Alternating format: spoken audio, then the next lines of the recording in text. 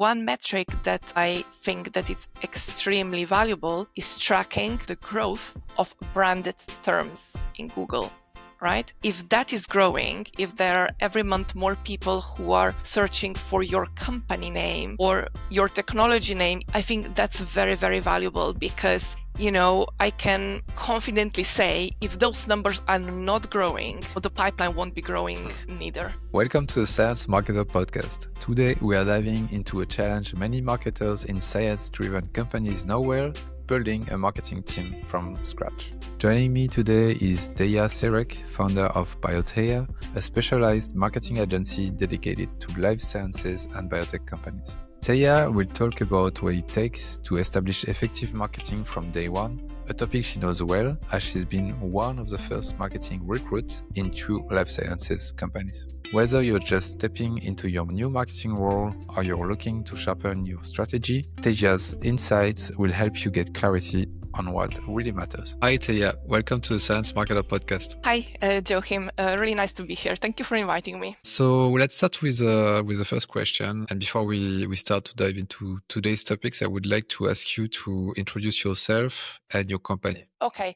Well, my name is Teja, and I am a fractional marketing director to life science businesses. And I operate under my company, which is called Biotheia. And basically what I do, I support life science businesses. I mostly work with startups, which need to activate their rapid growth. And therefore, they need to make their marketing function so they can start growing their visibility and commercial pipeline, of course. And these companies usually need a senior marketing expertise at a director level, but don't have a need for such a position full time. So this is where I come in. I help them get going with the strategy. I help them also a little bit executing if they don't have someone in-house just yet while they are recruiting. And then I can keep supporting the in-house marketers with mentoring and coaching just so that they get that marketing support on the longer term as well. It's also why I reached out to you for this interview, because I think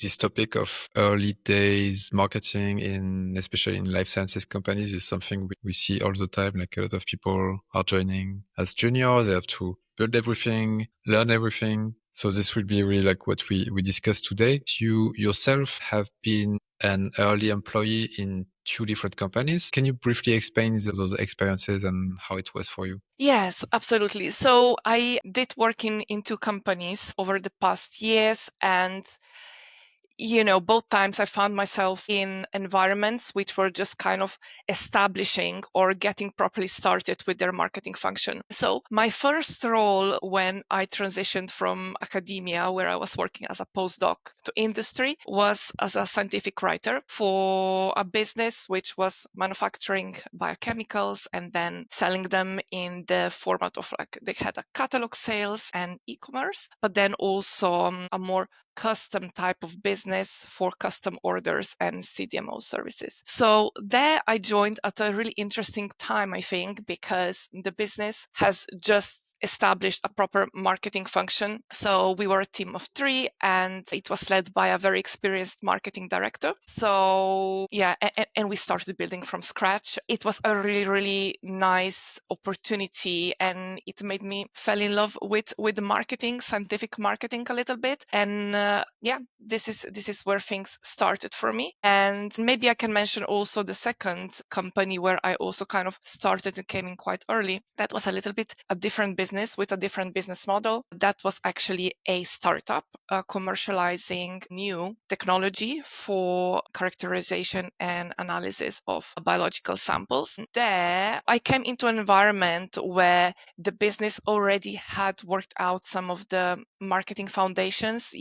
I came in an environment where there were several people covering some of the marketing tasks, and then there was also a dedicated marketing person there. So it was an interesting and very valuable experience there as well, because soon after the company entered the rapid growth phase, and there we really needed to scale quickly and start generating visible outputs that then were bringing in the leads and helped build the commercial pipeline. After those experiences, is it when you move to a consulting role, or like was there something in between? No, after that, I moved into a consulting role, and now I'm really hoping to offer this experience to other companies because I feel that making the marketing work is not that complicated, but you need to know where to start, what to focus on. And yeah, this is where I'm now. Yeah.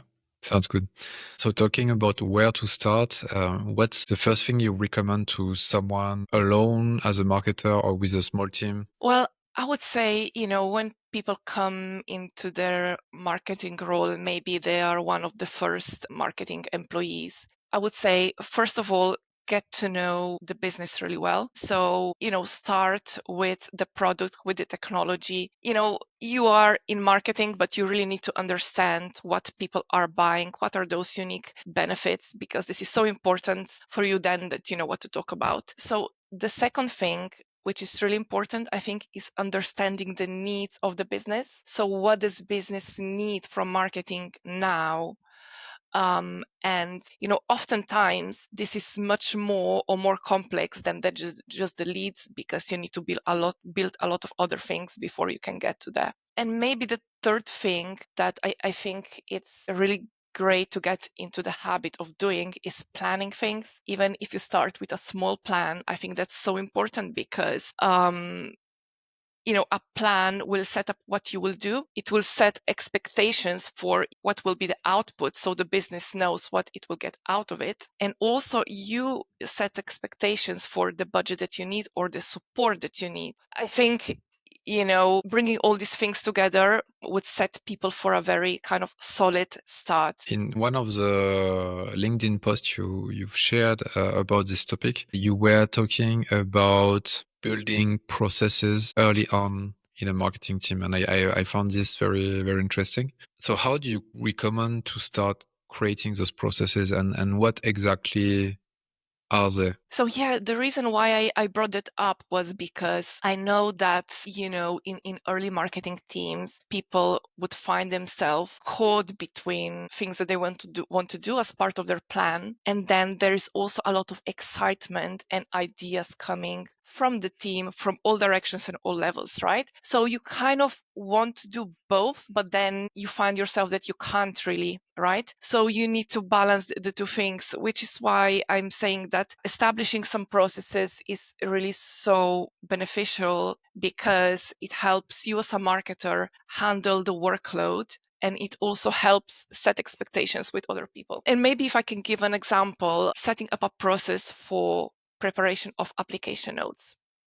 Right. This is usually a project which is really important because customers want to see some data, want to see some proof points, how your product works, what it can do. And to create an application note, you usually need a few different people working on it. Application notes can be produced in-house. So then perhaps you need some bandwidth from scientists or application scientists to produce the data. In other cases, they could be done in collaboration with customers. So you would need someone to kind of start that relationship with the customer and work with them to get the data and so on. So basically, what I'm saying, it's a really important marketing asset, an application note, but it takes quite some time and many people need to chip in to have it produced and then approved. One thing that I would really recommend is, to set up that process so you can unfold the production of application notes quickly. And this is even more important as companies grow, because at the beginning, there would be a few stakeholders who would help with writing or approving those documents. But as the organizations grow and the product portfolios grow, there would be many people that would need to have a say. I think that the process really makes a difference there.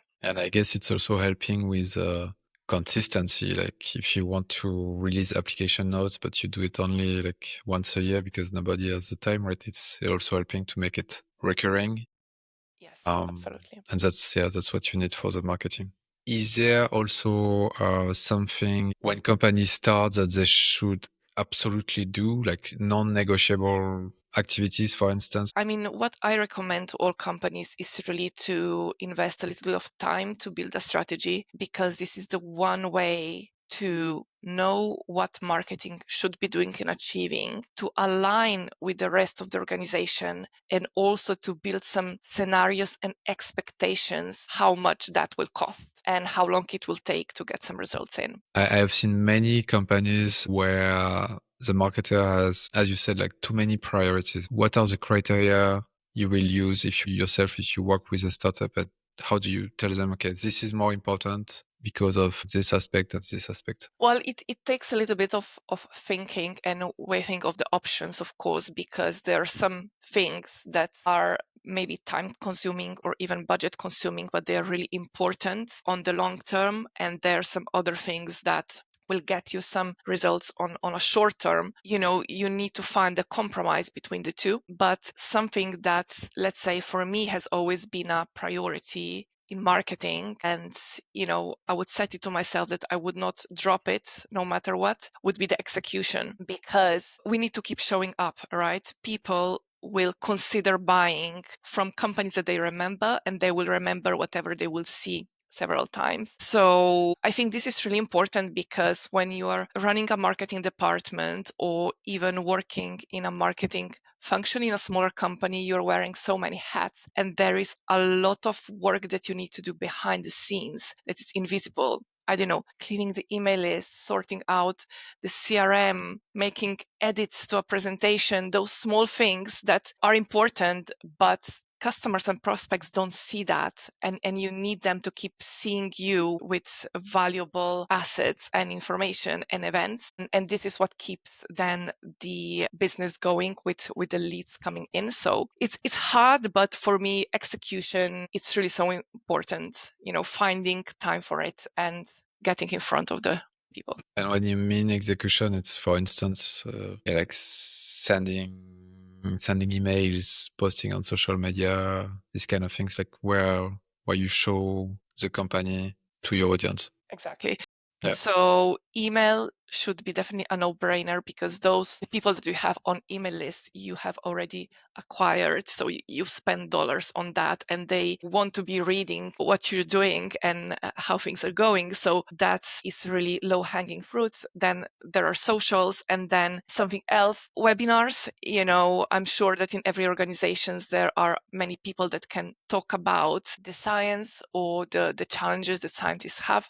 So, coming up with those ideas and running those customer facing or prospect facing campaigns is really important. Let's go back a bit to what you mentioned earlier with the strategic plan. Can you describe your process with this? Like what are you looking for? Like what are the important parameters companies should keep in mind to establish this plan? Okay, so for me, what is absolutely the most important thing is understanding the needs and the ambitions of the business. So when I am building a strategy or marketing plan for a company, I would first spend a day with them, really digging very deeply into, again, what are their needs, what is their vision, where are they now, really understanding their technology, really understanding deeply, why is it different, why will it make a difference in the future.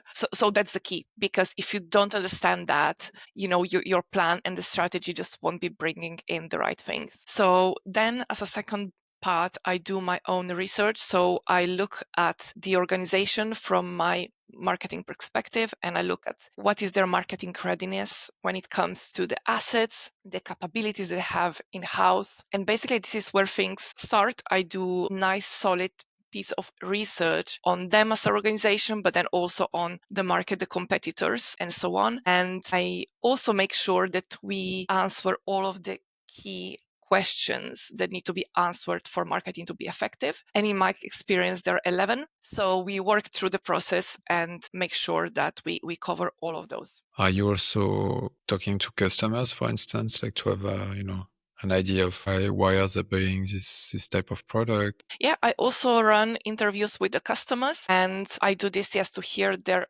own perspective and, their own words, but also to validate the assumption that company has, because they usually know people think this and that about us and our technology. And I do go back and validate if that's accurate. And also to explore a little bit what's their overall feedback, what kind of risks do they perceive, or what is exceptional about the product or the service that the company is offering, that kind of thing. How long does it take in general to do this kind of research and plan? Well, usually the whole process takes 2 to 3 months. And in the meantime, I do run 2 workshops with the core team. The first one is at the beginning, and then the second workshop is halfway through the project when all the research is done. And I have already an idea of what kind of tactical approach I would recommend. Then we have another workshop where we really talk things through and make sure that the conclusions and the approach make sense for the business as well. It's quite fast if you think about it. Like you spend maybe 2-3 months on this, but then you have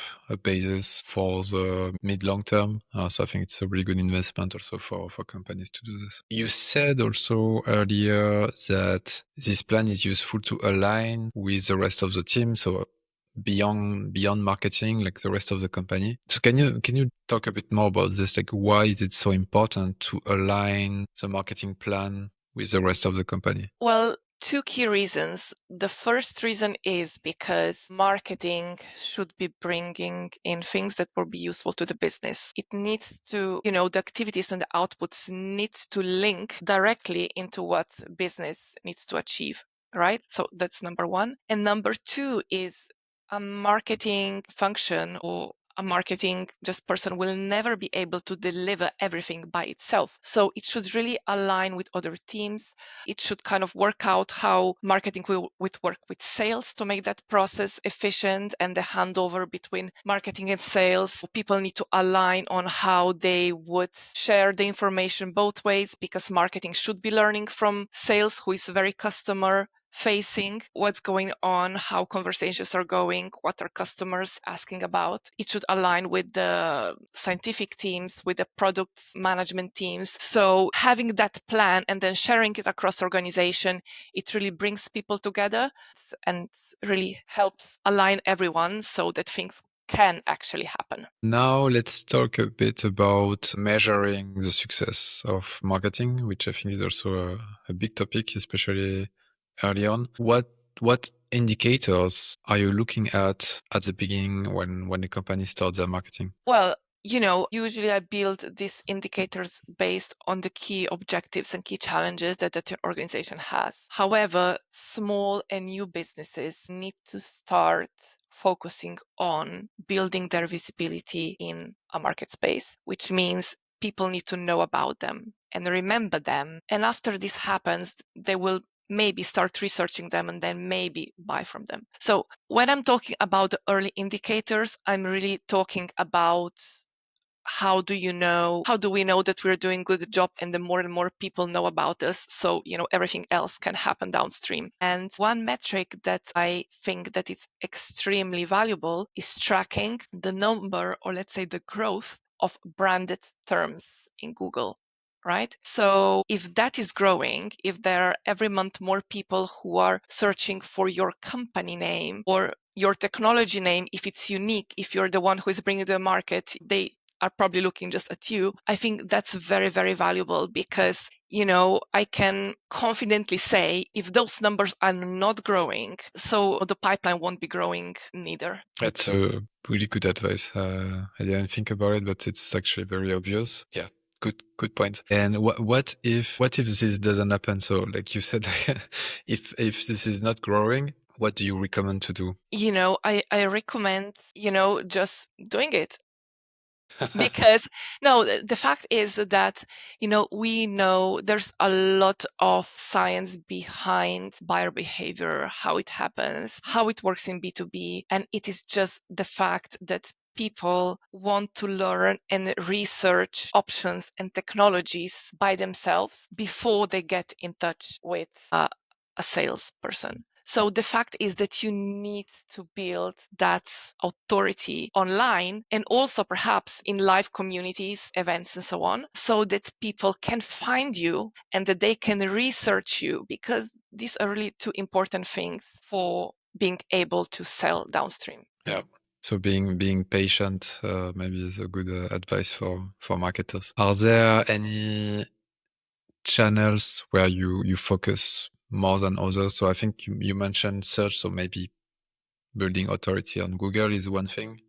Is there anything else? Well, to small companies, I recommend focusing on the three marketing channels that they own for two reasons. The first reason is because they are in control of them. So, there's nothing stopping them of doing it. And the second reason is because they are very effective and powerful. And these three channels are their website, their email list, and their social accounts. So I think, if they can start building authority on those channels and get them going, this already brings very, very solid results. And then people can start building on that. And what about press relations, for instance, in the early days of the company? So I think PR is good and is useful, and I do recommend small companies pushing out 2 to 4 press releases per year. It's just because it exposes you to a wider audience, and that's very helpful. I do recommend it, but I think the focus for small businesses or businesses marketing innovative products should be on building those proof points and touch points so people can find information about the technology. And the good thing is the early adopters and the innovators who buy the first products are usually very excited about something new and they love talking about it. So I think there is a lot of scope into, preparing application notes with them, running webinars, interviews, because, they also want to tell the world that they are kind of making a huge leap in how something is now done or analyzed or manufactured or produced. So I think this is where the biggest leverage is in early days. And PR is for me a part of the marketing strategy for early times, but working with early customers is what I would say is most important and impactful. If you could go back to your early days in marketing, what would you do differently? What would I do differently? Well, thinking about it, I think I would probably more proactively look for more customer facing time. So when I was in different marketing roles, I would be joining conferences, for example, where I think they are so valuable from someone from marketing to, interact with customers, see how they react to your assets and things that you have on the booth, see what other companies in your space are doing. It's just so valuable. But yes, if I went back, I would probably be proactively looking for more opportunities to be in front of the customers and hear, how they talk about the technology, the products, what they ask, and things like that. Yeah. Do you have any resources or books you would like to recommend to someone within science marketing? Well, yes, there's a book that I recommend to, everyone who is working towards commercializing a scientific product or service. And this book is called Crossing the Chasm from Jeffrey Moore. I think it's a fantastic book. Probably everyone has heard about the theory of diffusion of innovation, which says that innovative products are adopted by innovators, which is a very small percentage of population, and then early adopters and so on, so on. Everyone knows that, but this book is the best resource I found that really dissects and analyzes and really goes in depth into all these profiles. And I have found it so, so useful. I do work a lot with, as I said, startups who are bringing something innovative to the market, and really it helps you wrap your head around what the messaging should be, what kind of messaging will land with these people, but also what kind of tactics to use, because innovators will be hanging out and looking for information in completely different places than people who are perhaps early majority when it comes to this buying behavior. And I truly feel that this is not useful just for the startups, but also people who are working with more mature technologies, because their book talks about those segments in the majority brackets as well. So yeah, go read that book and it will be eye-opening. Yeah, thank you very much. We are at the end of the interview. Thanks a lot for sharing your insights. Yeah, thank you again for inviting me. And yeah, I hope that these insights will be helpful to some of the people who are It listening. will be definitely. Where can people reach out to you if they have more questions? Oh, yeah. So I'm quite active on LinkedIn. So, if people have any questions or would like to get hold of any resources that I produce, feel free to get in touch with me and message me, and, I'll share with them. That's great. Thanks a Yeah. lot. Thank you. If you enjoyed this episode, don't forget to subscribe wherever you listen to podcasts so you don't miss any updates. And for even more content on science marketing and communication, be sure to sign up for my newsletter at thesciencemarketer.com. Thanks for listening and see you next time.